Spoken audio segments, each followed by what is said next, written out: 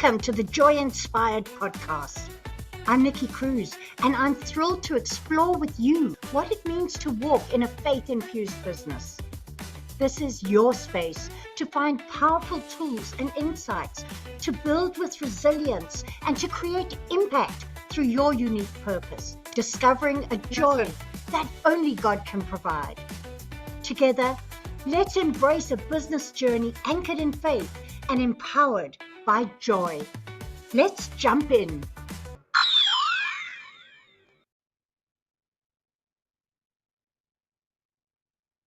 Well, hi, and welcome back. To some of you, welcome for the first time. I am so excited to be here again for episode number 8. Oh, I made it. It has been so exciting launching this podcast, starting it. And now that we're on a section talking about resilience, I have a very special episode for you. Today, I would like to share with you my personal story of resilience. And what better day to do it than on episode number 8? Because the biblical meaning of number 8 is so powerful. It symbolizes new beginnings, resurrection, and renewal. And that's the story I want to tell you about today. But let's look at how we get 8 to mean that. This is numbers from a biblical perspective.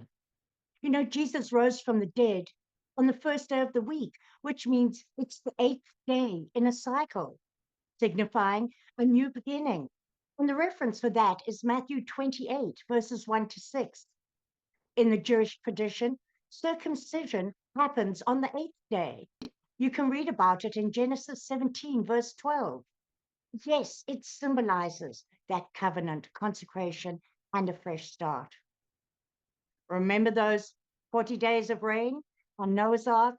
After the flood, 8 people, that was Noah and his family, stepped into a new world, representing the rebirth and restoration. 1 Peter 3, verse 20. This is also a number that represents that renewal and abundance. The numerical value of 8 in Hebrew relates to something that goes beyond completeness and steps into the realm of supernatural transformation. Oh, wow. Does that line up with us today?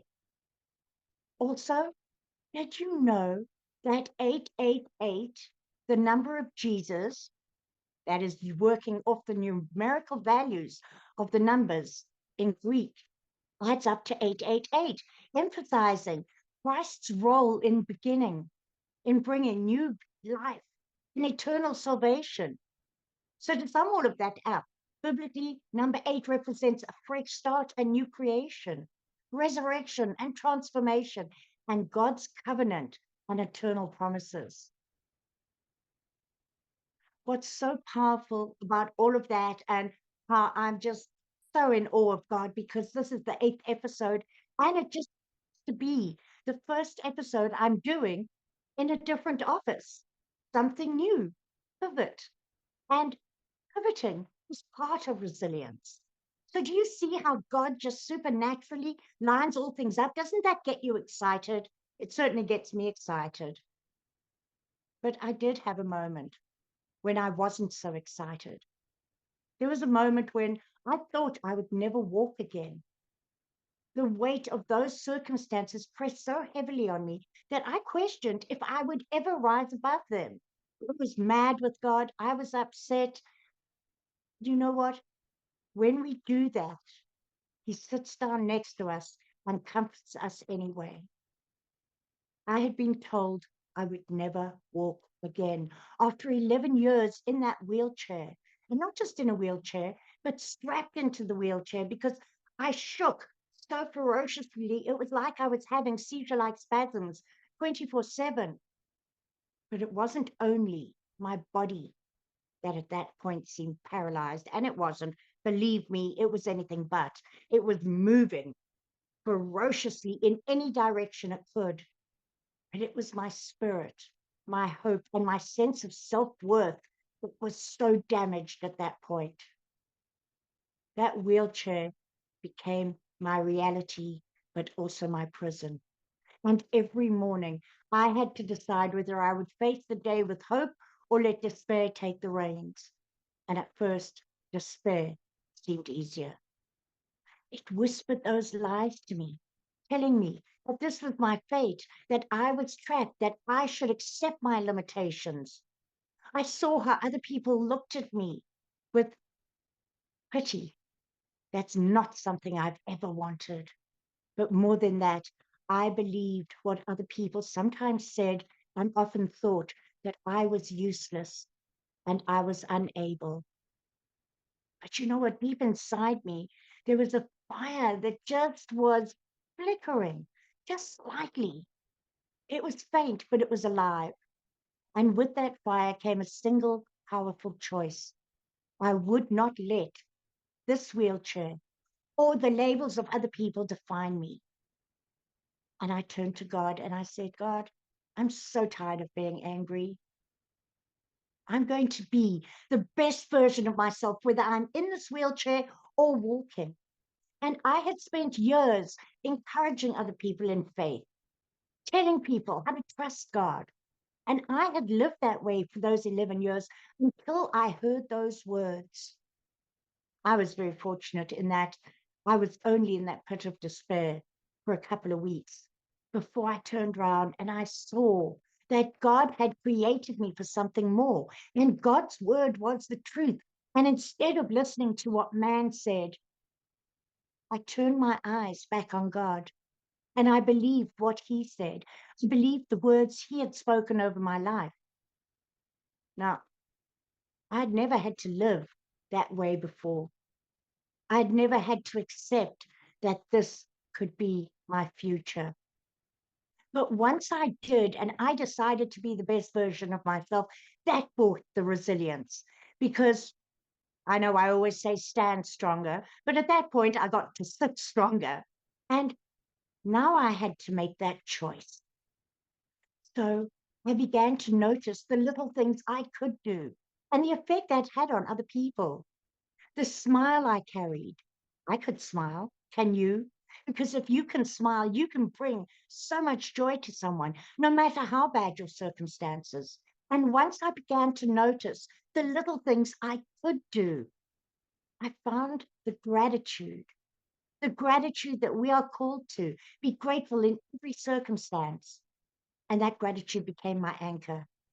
And I started with the small things, being thankful for the smile, being thankful for the breath in my lungs, and the people who were around me, and the lessons I have learned through the suffering I went through showed up brighter because I refused to let my focus dwell on what I had lost. Instead, I fixated on what I could still build. I held to that verse in Romans 8:28, and we know that in all things God works for the good of those who love him, who have been called according to his purpose. Even in the struggle, I had to believe that God was working something for my good. And you know what? Making that choice to believe is part of your resilience. That switch in mindset, which had been my battleground, was now my field where I was planting seeds of hope, refusing to let those circumstances dictate my identity. And I reminded myself daily, I am strong, I am capable, and I am healing. I didn't believe at that point I was healed, but the manifestation hadn't come yet of the healing that was already promised. Proverbs 18:21 says, the tongue has the power of life and death. So I began to speak life. I saw myself walking, not just in my dreams, but in my reality. I imagined the feeling of my feet on the ground, the strength returning to my legs, and the calmness so that I could stand. I meditated on God's promises. Yes, meditated. I focused on them. I absorbed them, and I clung to his words like a lifeline, because that's exactly what they were. And one day, with that gratitude and still working through the healing of my spirit, through so much of the brokenness I'd had, and some of the self condemnation of having been so angry with God, I sat down and I watched a church service online. And as it started, I so clearly remember saying, God, I'm coming to you expectantly. I thought he was going to touch my spirit and that he was going to bring healing to that self condemnation, to some of the anger I'd had. And I felt him move. That was April 28th, 2021, Palm Sunday. And it was an amazing service. It wasn't a service, it was a Palm Sunday service from Open Door Church in Texas. We were living in California at the time. And my husband had parked me in front of the computer, which I wasn't able to work myself, while he went on and did some work. Afterwards, I went through to the bathroom and I reached back for my wheelchair and it wasn't there. And I began to look over my shoulder and I still couldn't see it. My first reaction was, oh, I didn't put the brakes on and it's rolled backwards. Well, you know what? I then went through to the living room, which is where my hospital bed was, with the sidebars that I could pull up. There was my wheelchair. I had walked to the bathroom without even realizing it. Those promises of God had become real in that moment. I had had miraculous, instantaneous healing. And you know what? That's not what brought the resilience. The resilience was before that healing, still believing, trusting, and pivoting, shifting my mindset from a place of desperation and depression to joy, to finding the joy in who I was, because that is who God had created me to be. And in that moment, I had the most incredible joy in realizing what God had taken me through. To be able to stand up and walk after 11 years in that wheelchair, oh, I cannot begin to tell you the elation I felt. I could feel things under my feet. I swooped my cat up, went dancing around. My husband, at that point, had just stood there looking at me shocked, kept saying, be careful, be careful. And I sat in every single chair I could sit in because I could choose where to sit. I didn't have to be wheeled over and placed somewhere. My gratitude to God for that is eternal, as you can imagine. And you may be saying, well, I'm not in a wheelchair. I don't get it. I don't have that same sort of healing. You know what? You do have that same sort of healing, and it is manifesting right now. Start talking it out. It is the healing of your mind, the healing of your spirit, the healing of your emotions. My claim to fame is not that I got up and stepped out of a wheelchair or walked without realizing it. My claim to fame is that God held my hand through the darkest times, and I managed to look up and receive His love, His promises, and step into them. That is where the resilience comes in, not being defeated by your circumstances and not letting those circumstances define you. Let your belief in who God says you are define you. So that was almost 4 years ago. And in those 4 years, yes, I've had to continually choose resilience because it hasn't been easy. Learning everything from scratch. I could walk, but I had some balance issues. I had to relearn to drive a car. I had to relearn to write. Some of you may know I'm still relearning to type. But the resilience is what keeps you going. This podcast is a proof of my resilience, not because I'm so great, but because God is so great. And I knew that God was calling me to a purpose. Those years in my wheelchair where I was spasming so severely, I broke some teeth and I spasmed and shook and went into dystonia 24/7, whether I was awake or asleep. And I broke a few teeth and they became infected and my whole throat swelled. And I went to the emergency room for what started as a simple toothache, and this was within 24, 48 hours. And I was rushed up into to an emergency hospital because I developed what they call a Leyburns angina. and your throat swells so badly that it can kill you because it blocks off your breathing. I didn't realize I was that bad. And slowly, they took MRIs every 3 hours to check that I was still okay. I had to swallow thickened liquid. It was disgusting. But slowly that began to heal. And when in my seizure-like spasms, I cracked another tooth, the decision was made that my teeth all needed to come out. So even shaking the way I did, and thank heavens for the bravery of that dentist, they pulled all my teeth, top and bottom. So yes, these beautiful teeth are not mine.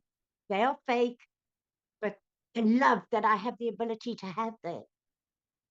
And as a result, I have what I hear very clearly, and that is a slight speech impediment. And I thought, I can never speak in public like this. And I've chosen to do exactly that because I will not be held back by what some people may criticize. Resilience is stepping beyond the labels that are out there in the world. Resilience is standing up and standing firm in what God has called you to, because the joy of the Lord is our strength.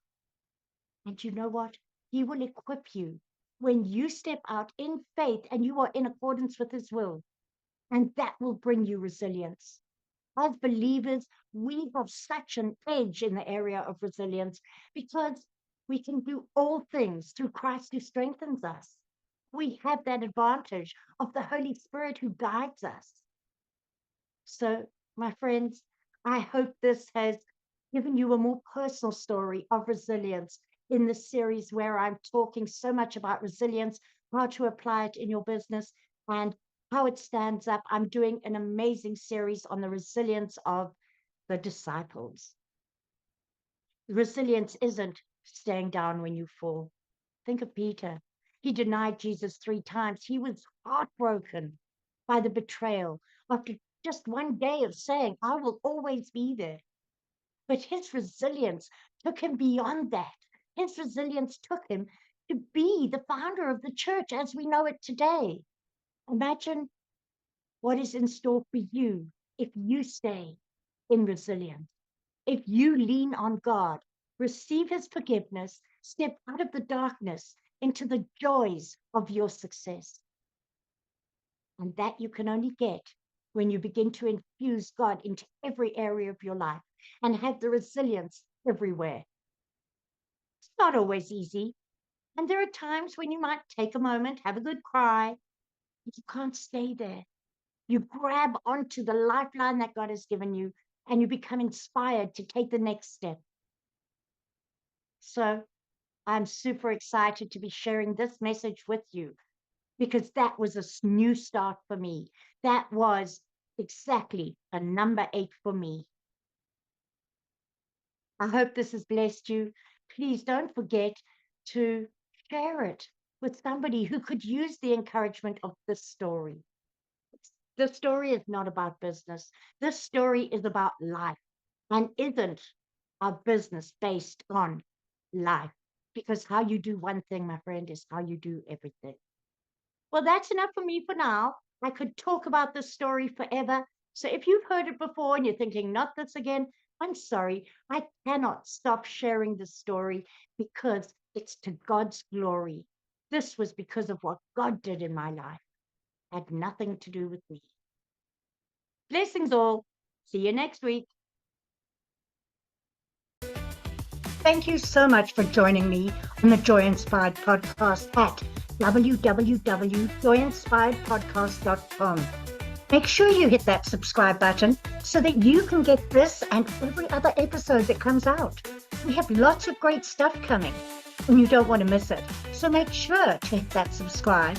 I am so grateful for all the reviews and comments, and I look forward to serving you in next week's episode.